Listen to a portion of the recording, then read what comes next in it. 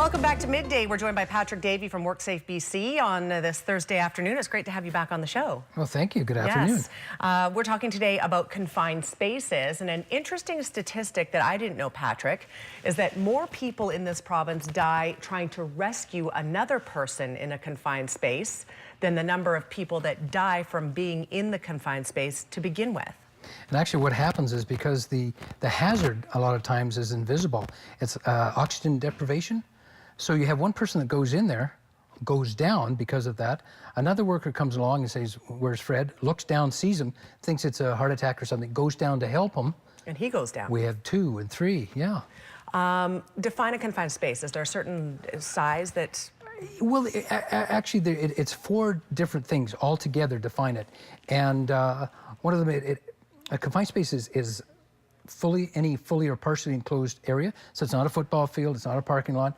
That's big enough for a worker to enter. So you got to have, for the hazard, you have to have the worker be able to get into it, but not designed to be occupied regularly. Right. So it's got one entrance usually. It doesn't have windows, it doesn't have ventilations.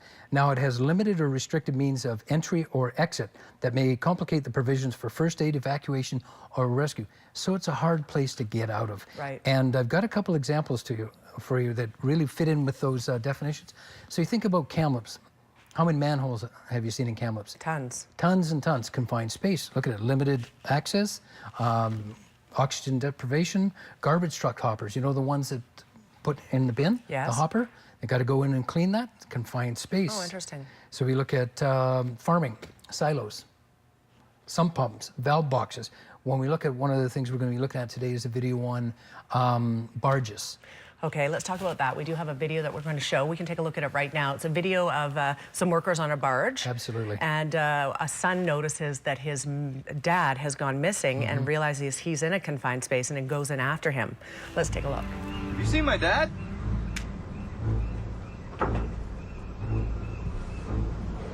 Hello? I didn't feel right. And I stuck my head down inside this hole. Dad? No answer. I thought, that's kind of strange. And I got up and I looked around, and something just didn't feel right. And I didn't say anything to the guys. I just leaped down the hole. So in this video, the son decides to go down and try and help his dad, but is that a good idea? No, he's looking for his dad. He doesn't understand the dangers of confined space and, again, the oxygen deficiency.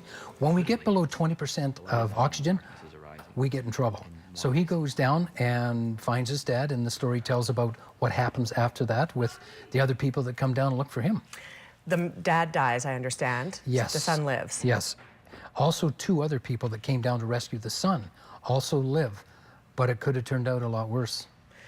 What then does WorkSafe BC have to say about how to handle a situation like this? Well, we know that in the last 5 years, from 2011 till now, there's been 17 work-related fatals contributed to confined space. We know that, first of all, they have to be identified. On your work site, they need to be identified if you have confined space. And then you need to clearly, again, identify them, like post them. And then you have to have procedures and processes if you're going to go in there. This involves ventilation. It involves monitoring of explosive gases, air deficiency, and it also talks about rescuing procedures to get that worker out there if something goes wrong. Okay, another credit to social media. There's now an app for something like this. Yeah. So we have a new app. It's called My Confined Spaces, and it's really, it's meant to help workers identify confined space areas. And like I was saying, that's the biggest thing, is identifying if you have confined space areas on your work site. So this app allows you to photograph it. It allows you to identify it and inventory it. So it really helps the starting piece of finding out where those confined spaces are on your work site. So for people who want more information, in order to wrap up this segment, what can they do? This is their website. WorkSafe BC, obviously. You know, obviously for that app we just talked about, you can go on iTunes App Store, okay, download it. For all the information, other information, we have a ton of information as usual on our WorkSafe BC. We provide videos, as you've seen. We provide FAQs, examples. I should mention too that WorkSafe also funds 14 different provincial health and safety associations.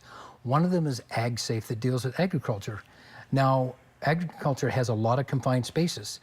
So they've developed a lot of material also for dealing with it. They also have training that's available. So if workers, employers and workers want to find out more about confined spaces, what their requirements are, what they need to do, they can go to our site, but they can also go to the AgSafe BC website to find out more and get help. Fantastic. Yeah, needless deaths, and certainly 17, you said, in the last... 17 in the last 5 years. Yeah, so that's 17 lives that could have been saved, so hopefully saving more in the future will be the key here. Absolutely. Patrick Davey, WorkSafe BC, thank you very much for being here today. All right, thanks for having me. All right, information's on the screen if you would like to learn more about this issue. We are back after a 2-minute break. Stay with us.